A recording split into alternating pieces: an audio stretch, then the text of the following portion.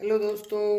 I am sure आप अगले champions बनने की तैयारी कर रहे हैं, अपनी कॉम्पिटिटिव एग्ज़ाम्स की बहुत अच्छे से प्रिपरेशन कर रहे हैं। आज के दिन हम एक जो सेक्शन के ऊपर जिसमें हम क्विक वीडियो बना रहे हैं, जिसमें कि आपको सीखने को मिलेगा profit loss and discounts. Okay, ये अरिथमेटिक में काफ़ी एक इम्पॉर्टेंट सेक्शन होता है और इसके ऊपर भी क्वेश्चंस आते हैं, हर एग्ज़ाम्स में आते हैं, चाहे वो एसएससी हो, चाहे आरआरबी हो, चाहे बैंक पीओ हो, चाहे सीडीएस हो, एनडीए हो। और भी ऐसी काफ़ी सारी एग्ज़ाम्स होती हैं जिनमें इस तरीके के क्वेश्चंस हमेशा पूछे जाते हैं। और ये हम इनमें क्या करेंगे, हम पहले कोशिश ये करेंगे कि आपको एक्सप्लेन करें कॉन्सेप्ट, और उसके बाद में आ, उसकी कुछ ट्रिक्स अगर होगी तो वो दिखाएंगे, और फिर हम कुछ सेक्शन के प्रॉब्लम सॉल्व करेंगे। ठीक है, तो आज के दिन जो हमने सेक्शन लिया है वो है profit loss, profit and loss. Okay, so profit loss के ऊपर हम वीडियो बना रहे हैं। इसमें मेन फॉर्मूला क्या होता है, मैं सबसे पहले आपको बता दूं। Profit equals to selling price minus cost price, S P equals to selling price, और C P equals to cost price. ठीक है, ओके। लॉस इक्वल्स टू क्या होता है, loss equals to cost price minus selling price. Okay, क्योंकि आपने जितने में खरीदा उससे उससे कम में बेचा है सेलिंग प्राइस में, ठीक है, इसीलिए आपको लॉस हुआ है। अब प्रॉफिट परसेंटेज कैसे निकालते हैं, हमने अभी परसेंटेज देखा है। प्रॉफिट परसेंटेज कैसे निकालते हैं, प्रॉफिट अमाउंट हमारा जो आया है divided by cost price multiplied by 100। Okay, similarly loss percentage कैसे निकालते हैं, loss percentage loss divided by cost price multiplied by 100। Okay, so ये तो हमारे हो गए बेसिक फॉर्मूला।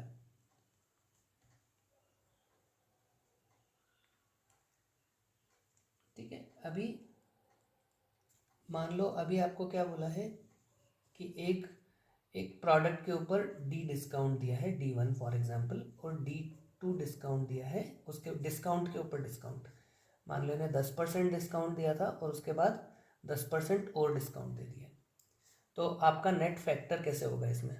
हम इसको पहले 100 रुपीज़ के ऊपर कर लेते हैं। 100 रुपीज़ के ऊपर 10% डिस्काउंट दिया तो कितना हो गया, 90 रुपीज़ हो गया। फिर 90 रुपीज़ के ऊपर 10% डिस्काउंट अगेन दिया तो वो 81 रुपीज़ हो गया। ठीक है, अब इसको हम कैसे निकाल सकते हैं, इसको आसानी से 1 minus 1/10, sorry 1 minus 10 divided by 100। एक मिनट, थोड़ा इसको प्रॉपरली लिखता हूँ। ठीक है, इसका मतलब हो गया डिस्काउंट हमने जब दिया है D1, तो ये मतलब हो गया उसका 1 माइनस D1/100, 1 माइनस D2/100। ये हमारे दो डिस्काउंट्स हो गए उसके। ठीक है, तो ये नंबर आएगा, जैसे 10% था तो यहाँ पे कितना हो गया, 90 आ गया ये। फिर दूसरा क्या हो गया, फिर अगर ये इसको 10% दिया तो ये 90 वापस आ गया। ठीक है, तो इन दोनों का मल्टीप्लाई अगर मैं करूँगा तो कितना आएगा, 9 × 9 81। तो this is what is a very good concept that you must know. ठीक है, अभी हम थोड़े से कुछ सवाल लेते हैं जो कि इजी से होंगे, पर ये कॉम्पिटिटिव एग्ज़ाम्स में आ ही जाते हैं।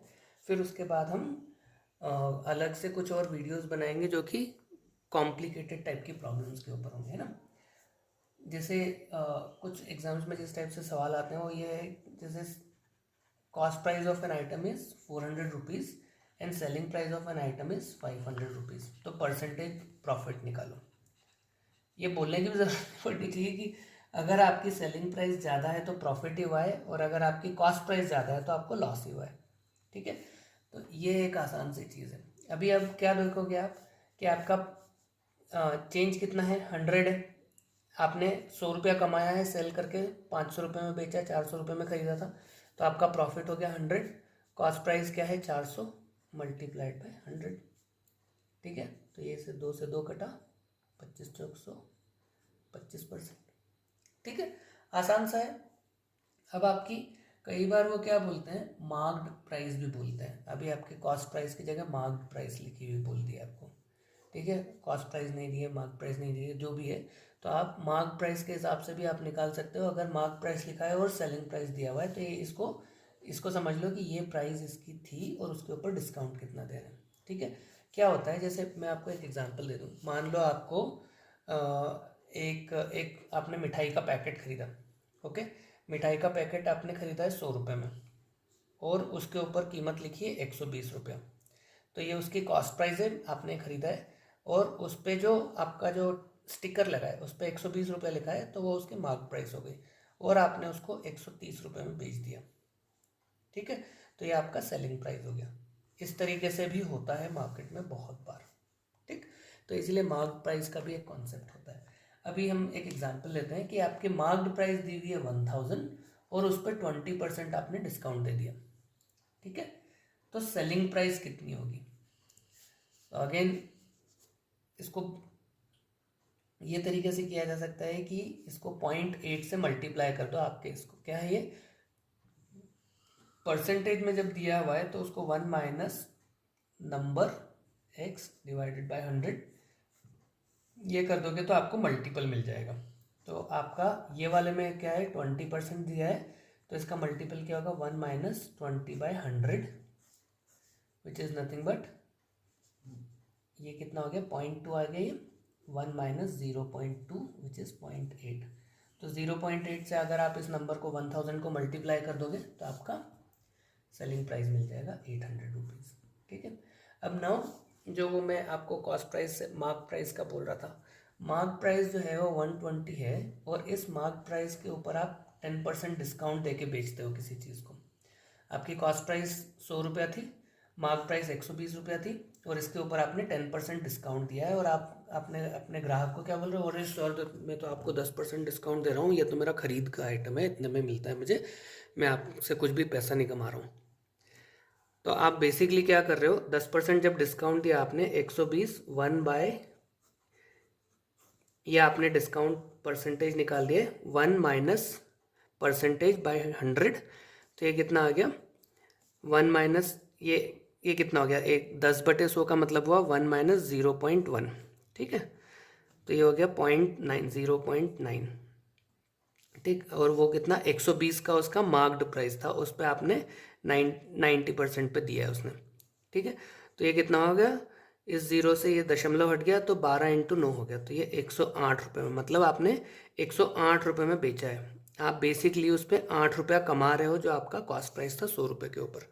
वो जनरली आपको कई बार यही इस तरीके से बोलते हैं ना दुकानदार कि सर देखो इसकी MRP के ऊपर मैं आपको 10 रुपया ऑफ करके दे रहा हूँ, मेरा तो खरीदी से इससे कम में तो मैं बेच नहीं सकता, नहीं तो मेरे को नुकसान हो जाएगा, तो आप बस इससे ज़्यादा मैं कुछ नहीं करके दूंगा। राइट, ये थोड़े आसान सी चीज़ें हैं, आप एक्चुअली ये याद रखिए। अगर 10% डिस्काउंट दिया है किसी ने तो इसका मतलब क्या हुआ, 0.9 से मल्टीप्लाई करना है। 10% डिस्काउंट अगर है तो ठीक है। अगर 10% इंक्रीज़ किया है, आपने प्रॉफिट कमाया है 10% का, 10% प्रॉफिट कमाया मतलब 1.1 से मल्टीप्लाई करना है, यानी 1 प्लस अगर डिस्काउंट है तो माइनस में हो जाएगा। ठीक है, और अगर प्रॉफिट है तो वो प्लस में ही रहेगा। तो आपको ये इस तरीके से ये चीज़ें आपको दिमाग में डाल लोगे तो आपको बहुत आसान से रहेंगी ये चीज़ें करने को भी। ठीक है, चलो अभी हम आज के इस सेक्शन के लिए लास्ट क्वेश्चन लेते हैं। Profit of 10% on selling price and selling price is 550, so find the cost price.